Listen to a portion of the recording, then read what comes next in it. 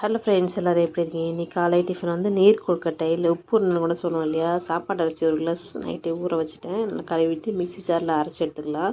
அதுக்கு ஒரு தாளிப்பு கொடுத்துடலாம். தேங்காய் எண்ணெய் ஊற்றிருக்கேன். கடுகு, கடலைப்பருப்பு, உளுத்தம்பருப்பு, கருவேப்பிலை, துருவின தேங்காய் ஒரு கைப்பிடி அளவு, இதெல்லாம் நல்லா வதங்கட்டோன்னு தேவையான உப்பும் சேர்த்துட்டேன்.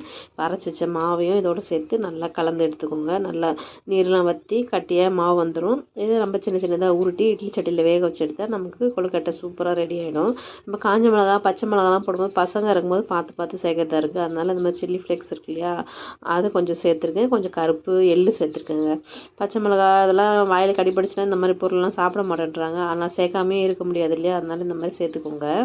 இப்போது வேக வச்சு எடுத்தால் நமக்கு சூப்பரான காலை டிஃபன் ரெடி ஆகிடும். நான் இட்லி பொடி கூட தான் வச்சு சாப்பிட்றேன். ரொம்பவே டேஸ்ட்டு நல்லா இருந்தது. எப்பவும் ஒரே மாதிரி சாப்பிடணும், கொஞ்சம் வித்தியாசமாக இருக்கட்டும்னு இந்த மாதிரி செஞ்சேன். ரொம்பவே டேஸ்ட் நல்லா தான் இருக்குது. ட்ரை பண்ணி பாருங்கள். நைட்டு டிஃபனுக்கும் கையோட மாவு அரைச்சி வச்சுட்டேன். Okay, bye friends.